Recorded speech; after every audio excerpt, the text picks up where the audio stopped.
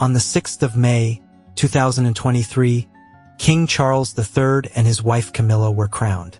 After the ceremony, rumors began circulating that Camilla would be given the title of Queen, rather than Queen Consort. These rumors were discussed seriously. Could such a thing happen? Could Camilla, who was widely disliked, truly become queen? A woman who was once considered the cause of Princess Diana's woes and known as the most hated person in Britain? Has she managed to earn the respect of the royal family and change public opinion? In February 2022, on the occasion of her Platinum Jubilee, Queen Elizabeth II addressed her subjects, suggesting they consider Camilla as Queen Consort after the coronation of her son, Prince Charles. I remain eternally grateful to you for your loyalty and affection, which you continue to give me. I know that in due course, when my son Charles becomes king, you will offer him and his wife Camilla the same support as you have given me. And when that time comes, I sincerely wish that Camilla will continue her loyal service as Queen Consort. From the official address of Queen Elizabeth II. According to established tradition, this title is granted to the wives of monarchs, indicating that its holder is not queen by birth. A consort does not have the right to inherit the throne, and this is reflected in the fact that the word consort is often omitted from official documents, a practice actively pursued by King Charles III himself.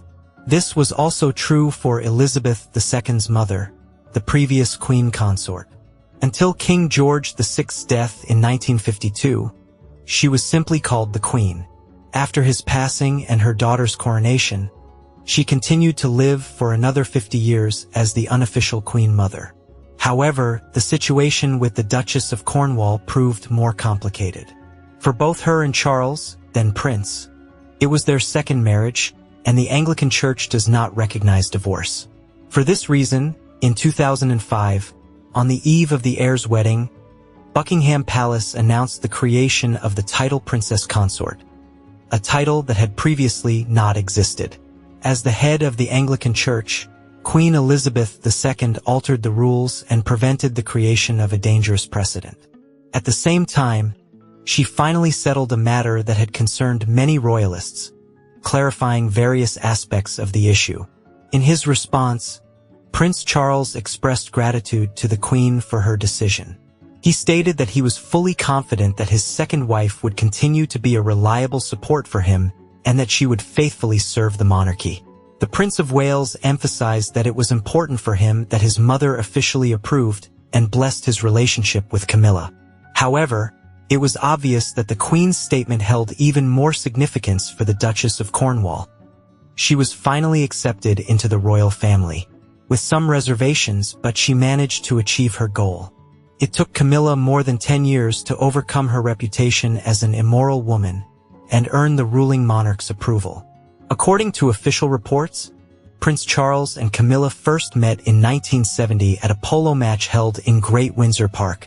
The 23-year-old daughter of a British Army major and an aristocrat from Sussex caught the future king's attention with her zest for life, independence, and sparkling sense of humor. During their first meeting, she joked, "Your Royal Highness, did you know that my great-grandmother was once the mistress of your great-grandfather Edward VII? Perhaps we should give it a try." Royal biographers claim that Prince Charles fell in love with Camilla at first sight, even though she was unavailable and had been dating Officer Andrew Parker Bowles for 3 years. Charles was captivated by Camilla's remarkable ability to smile with both her eyes and lips. Don't ask me what that means. He was also pleased by the fact that they shared a similar sense of humor. Unlike other girls, Camilla did not try to impress Charles with anything. She behaved naturally and was free from the aristocratic snobbery that he found irritating. The passionate romance between Prince Charles and Camilla lasted a year and might have ended in marriage. But Queen Elizabeth II did not approve of her son's choice. She understood that he needed to marry but wanted him to wed a woman suitable for the role of Queen Consort. Camilla smoked, laughed loudly, and had a reputation as a flighty woman, which Elizabeth II did not envision for her son's future wife. Additionally, Camilla was not innocent, and Elizabeth feared that her past relationships could lead to compromising interviews and damage her son's reputation. In his youth, Prince Charles was shy, sensitive, and somewhat weak-willed, and he did not object to his mother's decision to end things with Camilla. Instead, he joined the Navy. What happened next is well known. While Prince Charles was serving in the Caribbean, Camilla rekindled her relationship with her former fiancé, Andrew Parker Bowles. Unrestricted by the royal family's constraints and prohibitions, he realized he was ready for marriage and quickly proposed to her, which she accepted without hesitation. According to biographers, before the wedding, Camilla wrote a letter to the Prince of Wales informing him of her plans. This threw him into despair. Reportedly, he sent her several messages asking her to cancel the wedding, but she did not reply. In July 1973, Camilla became Mrs. Parker Bowles. She loved the prince and was ready to marry him at any moment, but he never proposed. He was drawn to other women, and eventually she decided to move on. Only when she married Andrew Parker Bowles, a cavalry officer, did the prince realize how much he had let slip away. Despite their relationship seemingly ending, Camilla continued to stay in touch with Charles after her wedding. Charles grew close to the Parker Bowles family and even became the godfather to their eldest child. Camilla also encouraged Charles's relationship with Diana Spencer, his future wife. In 1980, when Prince Charles was 31 years old, his parents, Queen Elizabeth II and Prince Philip, insisted that he marry and produce heirs for the royal family. They found him a suitable match. Diana Spencer, a 19-year-old aristocrat with stunning blue eyes. Prince Charles was not in love with Diana and did not feel ready for marriage, but he did not want to disobey his parents. After a few meetings, he realized that he and Diana were completely different people and that they couldn't be together. Diana seemed superficial in her conversations and didn't understand his views on life. Charles did not blame his parents for their decision, nor did he blame Diana.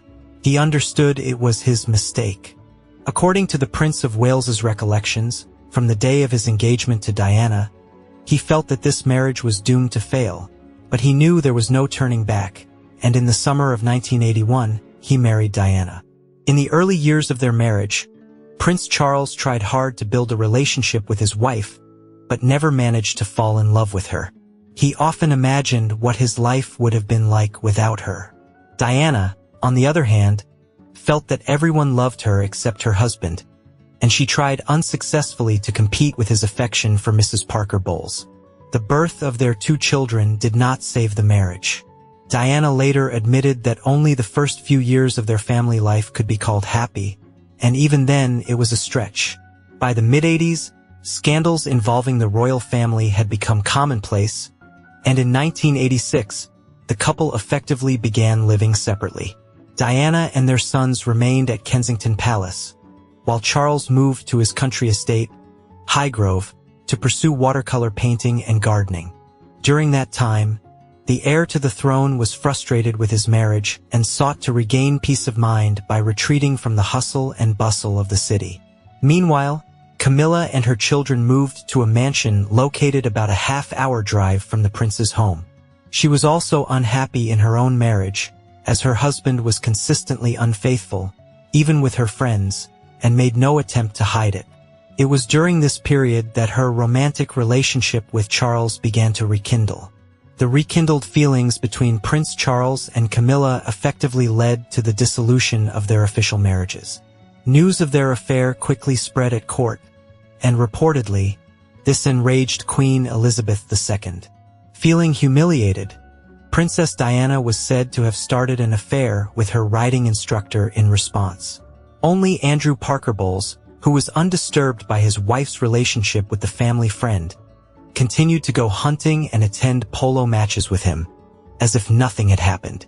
Prince Charles understood that his marriage was in dire straits but didn't know how to resolve the situation. The issue might have lingered for much longer if not for a private telephone conversation between Charles and Camilla that leaked to the press in November 1992, causing a scandal in Britain. The scandal resulting from the publication made Prince Charles the subject of ridicule for an extended period, seriously strained his relationship with his mother, and ended his marriage to Diana. Everyone could see that the situation was heading toward divorce. There was no sense in pretending that they maintained the image of an idyllic family for all involved in the love triangle. Camilla was the first to dissolve her marriage. Charles and Diana announced their separation in 1992, but it took another year and a half before they received permission from Elizabeth II to divorce. The couple's official breakup occurred in 1996. By then, public opinion regarding their likes and dislikes had already solidified. The Princess of Wales was seen as an unfortunate victim, Prince Charles as an unlucky betrayer, and Camilla as the Rottweiler in a skirt, who, in the eyes of many, had ruined the royal marriage.